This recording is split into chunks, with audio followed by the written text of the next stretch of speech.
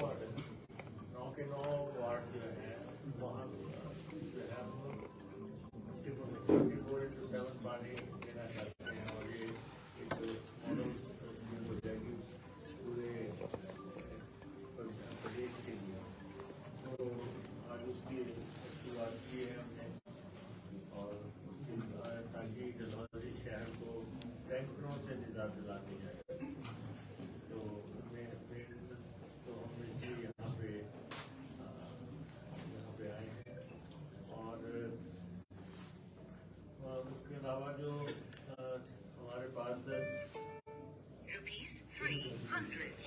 डलहौजी शहर में जो है लगभग पानी की योजना का 72.5 करोड़ रुपए का कार्य जो है शहर और कैंटोनमेंट एरिया का बड़े पैमाने पे चल रहा है और इसमें जो है डिमांड जो है 63 लाख लीटर पानी की है, 63 लाख लीटर पानी की। अब जिसमें से 30 लाख लीटर पानी हम आर्मी और एयरफोर्स को देंगे। तो इसलिए देंगे क्योंकि उन्होंने ये स्कीम साझा की है और 25.50 करोड़ आर्मी और एयरफोर्स ने कंट्रीब्यूशन की। तो इसलिए जो डलहौजी की जो पेयजल योजना है वो सिर्फ जो है नागरिकों के लिए नहीं है, अलबत्ता सेना के लिए और एयरफोर्स के लिए सबके लिए है और ये इस दिशा में हमारा काम चल रहा है। और एक डिमांड है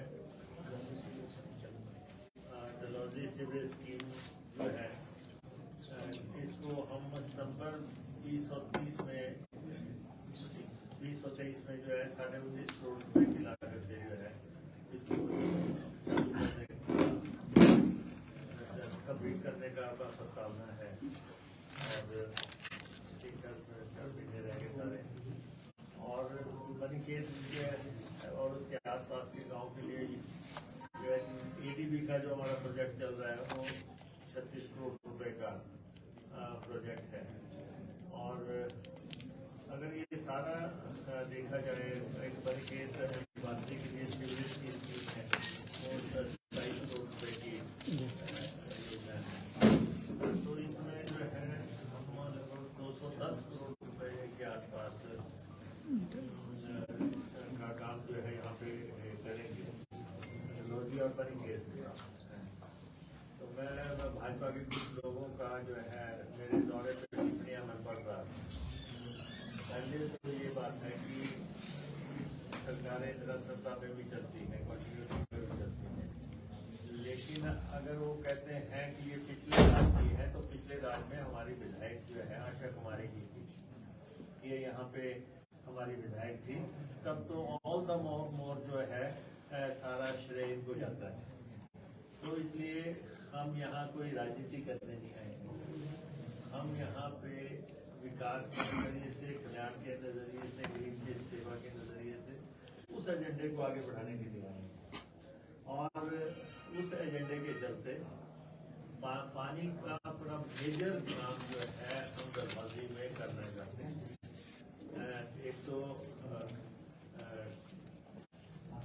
आशा जी की वजह से काम होना है, उसमें कोई दो राय नहीं है। हमारे बहुत ही सीनियर कुलीग हैं और दूसरा जो है हमारी इंजीनियर इन चीफ भी डलहौजी से है।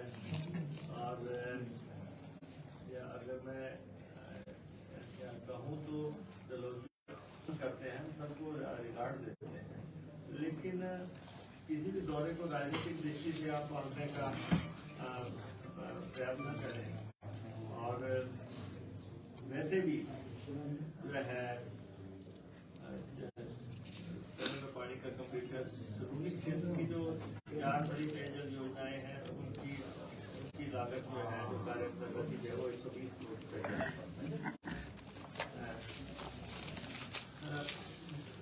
और आज ही जो है 56 करोड़ रुपए की लागत से जो है सुरूनी मंझील का पेयजल योजना का हम उद्घाटन करने जा रहे हैं।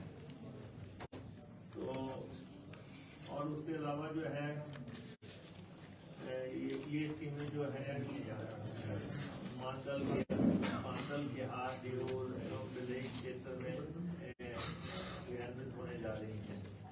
और अगर हमारे पूरे डिपार्टमेंट का काम देखा जाए तो डलहौजी में हम लगभग 450 करोड़ रुपए के आसपास पहुंचने वाले हैं। 450 करोड़ रुपए और भी हमने डिपार्टमेंट को डायरेक्शन दी है जो और DPR फंडिंग है और उनको ये टाइम पे बनाएंगे और ताकि उनको हम फंडिंग के लिए लगा सकें। तो बाकी ये है कि जो जिले की बात भी करेंगे। अब ऐसा है कि भारतीय जनता पार्टी जो हिमाचल प्रदेश में लगातार 3 हारों से पीड़ित है और हैट्रिक बढ़ चुका है। पहली दफा उनको हमने जो है जब बाई इलेक्शन हुआ था हमने उनको 4 सीटें जीती, उनको 4 सीटें जीती, पार्लियामेंट भी जीती और 3 विधानसभा की जीती। उसके बाद जो ये लोग कहते थे लगातार कि हम जो है डबल इंजन की सरकार है, ट्रिपल इंजन की सरकार है, हम रिवायत बदल देंगे, हम सरकार में फिर काबिज हो जाएंगे, उनको हमने 40 सीटें जीत के जो है दूसरा झटका दिया। अब शिमला नगर निगम में हमने जो है रिकॉर्ड जीत अर्जित करके तीसरी जीत हमने अर्जित की है। तो इसलिए पर आपको परेशानी हो सकती है, इसका मतलब ये नहीं है कि आप हमारे दौरों का विरोध करें। हमें मैंडेट मिला है, हमें जनता ने मैंडेट दिया है कि उत्तर प्रदेश की सरकार ने दी है, तो इसलिए हम जो है जनता से जुड़े हुए काम है उनको करने के लिए, उनको लॉजिकल एंड तक पहुंचाने के लिए हम लगातार लगे हैं। दूसरा, जो गारंटीज की बात बड़ी उठा रही है, गारंटियां हमने दी हैं और सबसे बड़ी गारंटी जो थी, जो सबसे बड़ी गारंटी वो हमने कर्मचारियों को दी थी। हिमाचल प्रदेश के 1,36,000 कर्मचारियों को हमने पेंशन का अधिकार दे दिया। अभी 5 महीने नहीं हुए हैं सर, और इतने समय में हमने उसका ना सिर्फ उनको पेंशन का अधिकार दिया, लेकिन SOP वगैरह बना के किस ढंग से उसको आगे करने ले जाना है। कर्मचारी किसी को परेशानी नहीं है, परेशानी सिर्फ भाजपा की है, क्योंकि भाजपा को तो देनी नहीं थी ओल्ड पेंशन स्कीम। उन्होंने खुलेआम इनकार किया था कि हम नहीं देंगे कर्मचारियों को ओल्ड पेंशन स्कीम, और ये संभव नहीं है। जयराम जी तत्कालीन मुख्यमंत्री जो नेता प्रतिपक्ष हैं अभी, वो रिकॉर्ड पे हैं, उन्होंने ये कहा था कि लेना चाहता है तो जाके चुनाव लड़ो। सेकेंडली, उन्होंने जो पेंशन मांगने आए थे उन पे डंडे चलवाए, उन पे पानी की बुछारी चलवाई, और ये साफ तौर पे इनकार, जिन्होंने सैद्धांतिक तौर पे जो OPS के खिलाफ थे, वो हमसे सवाल क्या पूछेंगे। हमने तो कहा था कि पहली कैबिनेट में हम लागू करेंगे, हमारी नेता प्रियंका गांधी ने अनाउंस किया था, हमने उसको इम्प्लीमेंट कर दिया। प्रदेश का 1,36,000 कर्मचारी जब तक वो उनका जीवन है उस समय तक उनको पेंशन मिलेगी। अभी मैंने पेंशन वालों से पूछा, यहाँ 2 धन्यवाद करने आए हुए थे सरकार का, हमने उनसे पूछा कि आपको कोई ऐतराज तो नहीं है, कोई पैटर्न पे ऐतराज, कोई दिक्कत है, कोई सलाह आप देना चाहते हैं, कोई बात करना चाहते हैं। उन्होंने कहा नहीं, हम जिस ढंग से सरकार ने फैसला किया है, जैसे सरकार चल रही है, हम उससे पूरी तरह सहमत हैं। तो मियाँ बीवी राजी, क्या करेगा काजी। हम जब दोनों जो हैं, सरकार और OPS के कर्मचारी 1,36,000, जब सारे सहमत हैं आपस में और हम उनके साथ डायलॉग कर रहे हैं, तो भारतीय जनता पार्टी इसमें क्या ढूंढ रही है। हमने 1,000 करोड़ रुपए का बजट का प्रावधान OPS के लिए किया है। जैसे जैसे कर्मचारी रिटायर होता जाएगा, जिस पैटर्न पे वो पेंशन चाहता वो हम देंगे। तो इसलिए, और दूसरा ये कह रहे हैं कि बाकी गारंटियों का क्या होगा, और और मैं देख रहा था कि कर्नाटक के इलेक्शन में प्रधानमंत्री जी कह रहे थे, कम से कम हमारी गूंज तो है कि हमने जो किया है हिमाचल प्रदेश में, उसकी गूंज जो है आपको दक्षिण भारत में भी सुनाई दे रही है। देश के प्रधानमंत्री उसकी बात कर रहे हैं। इसलिए जो हमने रास्ता दिखाया है, चाहे महिलाओं की बात है, जब गलती हमारी है हम उस पर काम कर रहे हैं, और हम ये कह रहे हैं कि किसी भी गारंटी से एक कदम भी पीछे हटने का सवाल नहीं। जो 10 गारंटियां दी हैं, ये हमारे लिए जो है राजधर्म है। ये गारंटियां हमारी राजधर्म है, और हम इनको पूरा करने के बाद ही जो है अगले इलेक्शन में उतरेंगे। तो और इसलिए भाजपा के लोग जो है धैर्य रखें, और मैं उनको बार बार कह रहा हूँ, भाई 5 साल का समय बड़ा लंबा होता है, कटे नहीं कटता है, हमने काटा है, हमें पता है। तो इसलिए जो है आप बार बार बोल रहे हैं, तो आप धैर्य रखें। सरकार अपने रफ्तार पकड़ रही है, गति पकड़ रही है। जो भी डेवलपमेंट के मसले जो है उनकी तरफ हमने ध्यान केंद्रित किया है। शिमला में एक सबसे बड़ा रोपवे लगने जा रहा है, 1540 करोड़ रुपए का ट्रांसपोर्ट का रोपवे लगने जा रहा है, ताकि शिमला शहर की ट्रांसपोर्ट की दूर की जा सके। और ई बसेज में हम शिफ्ट कर रहे हैं, 300 इलेक्ट्रिक बसेज इस साल खरीदने जा रहे हैं, और उनमें से 75 बसेज जो है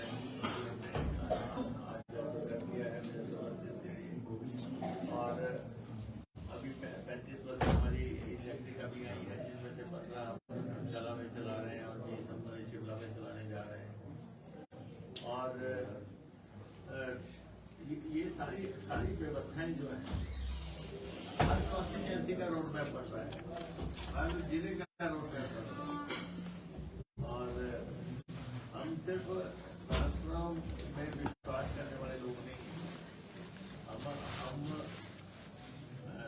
किसी एजेंडे पे चलने वाले लोग हैं, और विकास हमारे लिए सबसे इम्पोर्टेंट है। और जो भी यहाँ अभी कुछ लोग कई चीजें ध्यान में ला रहे हैं हर इशूज पे, उनको हम पूरा करेंगे। हम दृढ़ संकल्प है। तो इसलिए पानी का तो डलहौजी क्षेत्र में बहुत बड़ा काम जो है होने जा रहा है, और इन 5 साल के बाद डलहौजी एक पानी के क्षेत्र में एक मॉडल कॉन्स्टिट्यूएंसी होगी। और आप देखें कि हमारा इस प्रदेश में पानी बेचने के लिए 24 कंपनियां काम कर रही हैं, जो हिमाचल का सिर्फ पानी बोतलों में भर के बेच रहे हैं। और हमने आज यहाँ पे वाटर क्वालिटी के मानकों के मुताबिक जो है डिस्प्ले लगा दिया है। और हम नलके का पानी, शुद्ध नलके का, यूरोपियन स्टाइल में सीधा जाके नलके से पानी पियो आप, और वो शुद्ध पानी होगा। हम उस तरफ बढ़ रहे हैं। लोगों ने तो हमारा पानी बेच के भी पैसे कमा लिए। अगर 24 कंपनियां काम कर रही हैं तो आप समझ सकते हैं। तो हम तो नलके का शुद्ध पानी इस कॉन्स्टिट्यूएंसी को, और अब इसलिए हम इसको स्टार्ट कर रहे हैं। 24x7 के लिए बहुत बड़ा संकल्प है कि एक शहर हिमाचल प्रदेश का जो कि इस दिशा में आगे बढ़ेगा, उसके बाद हम जो भी आगे करने का होगा तो करेंगे। आज का दिन भी इम्पोर्टेंट है, क्योंकि एक हम उद्घाटन कर रहे हैं, एक हम शिलान्यास कर रहे हैं। बाकी जिन लोगों को शिलान्यास पे आपत्ति है, तो वही, अगर कोई आपको जिन लोगों को आपत्ति है तो अपने राज्य में करना था शिलान्यास, तो था काम शुरू करना। 31 करोड़ की योजना का काम शुरू हो रहा है, और सरकार बनने के 5 महीने के बाद वो काम शुरू किया जा रहा है। अगर आपने कुछ किया होता तो आप अपने राज्य में ना, आपने तो, आप लोग तो थे ही पत्थर के सनम। और जो दूसरा जिसका मैं उद्घाटन कर रहा हूँ वो हमारे सम्माननीय नेता और हिमाचल की पहचान वीरभद्र सिंह जी ने उसका फाउंडेशन स्टोन किया था। तो हम आगे बढ़ रहे हैं और हमारे डिपार्टमेंट के 4 जो है पेयजल, सिंचाई, सीवरेज और फ्लड कंट्रोल, ये इन चारों पे हम काम कर रहे हैं। अब डिपेंड करता है किसने कितना काम कराना। हमारी तो दुकान चल पड़ी है, बहुत थोक की दुकान है, जिसने जितना लेना ले लेगा। डिपेंड करता है, जो बुलाएगा वो ले लेगा। तो हम तो अपने काम पे लगे हैं और हम पानी की दृष्टि से बेहतरीन जो है हर घर तक पहुंचने की कोशिश करेंगे। हुआ क्या है, नल के लगे और वो सीटियां मार रहे हैं। पिछले वाले का पानी आ नहीं रहा है और आगे नल का लगा दिया और सोर्स की एक्सपेक्टेशन की नहीं। अब हम सारा सोर्स को स्टडी कर रहे हैं कि कहाँ सोर्स सही करना है ताकि पानी नलकों तक बचाए। आपने देखा अगले 2-2.5 साल के अंदर पूरे हिमाचल प्रदेश के नलकों में बहता पानी आएगा बिना सीटियों के। फर्स्ट क्लास पानी आएगा, उस दिशा में हम लगे हुए हैं। सर एमसी का चुनाव हुआ, आप लोग वहां पे जीते हैं, 24 सीटें आपको मिली है, लेकिन उसी दौरान बीजेपी ने कहा कि हिमाचल प्रदेश की जो कांग्रेस की सरकार है वो 5 साल पूरे करने वाले नहीं है। कुछ विधायकों के बयान भी आए थे कि हम इसके बाद जो है सत्ता में आ जाएंगे, बीजेपी का ये कहना है। सर क्या कहेंगे बीजेपी को लेकर? ऐसा है, ये सरकार जयराम जी ने और अपने स्पीकर जो है हमारे, उन्होंने ये बात कही। वैसे तो दिल बहलाने के लिए गालिब क्या लगता है। इन दोनों को मैं ये कह देना चाहता हूँ, धैर्य से रहें। इस सरकार को परिंदा भी पर नहीं मार सकता, कोई जो है चोट भी नहीं मार सकता इस सरकार पे। ये इतनी स्थिर स्थायी टिकाऊ सरकार है। 5 साल तक पूरी ताकत से चलेगी, पूरी स्थिरता से चलेगी। और जितनी बार जयराम ये बोलेंगे उतनी बार डिफीट होगी। पहले उन्होंने कहा था तो 4 मिली, फिर उन्होंने पहले उन्होंने कहा था मंडी हमारा घर है और हम घुसने नहीं देंगे, लेकिन हमने वहां जाके सीट जीती और बाकी 3 सीटें भी जीती। फिर दूसरी बार फिर उन्होंने कहा कि मैं दोबारा सरकार बनाऊंगा, पीट दूंगा, फिर वही हुआ। अब तीसरी बार कहा नगर निगम में, फिर आपके सामने है। और इसलिए मंथन करें, चिंतन करें कि आखिर 4 महीने पहले जो लोग रिजेक्ट हुए हैं वो क्या भविष्य देख रहे हैं, वो किस बात का भविष्य देख रहे हैं। तो इसलिए बार बार जो है ये बातें करने की बजाय अपना मंथन करें, चिंतन करें। और सरकार चलाने का जिम्मा कांग्रेस पार्टी को मिला है। कांग्रेस अपना काम कर रही है और कांग्रेस के सब लोग जो हैं 24 कैरेट के लोग हैं, वो कोई आस उम्मीद वो कोई ना रखे जो लोग बार बार बोल रहे हैं। अभी जो कमेटी बनी है उसमें आप कहते हैं कमेटी जो प्रदेश पे इतना कर्जा हुआ है, हर Himachali I think more than 90,000 उसमें आप सर्वाइव पेपर जो लाना है उसके बारे में थोड़ा सा देखिए कि कैसे वो 75,000 का कर्जा कैसे उठाया और किस ढंग से इस्तेमाल किया। और आपने देखा कि जाते जाते कैसे सुंदर तरीके से इन्होंने इंस्टीट्यूशन खोले। सरकार बचाने के लिए जो है इतने इंस्टीट्यूशन खोले, फिर भी सरकार नहीं बची। या तो आप नाराजगी का लेवल देख सकते हैं कि किस ढंग से इन्होंने इंस्टीट्यूशन खोले थे। अब हम मेरिट पे फैसले ले रहे हैं।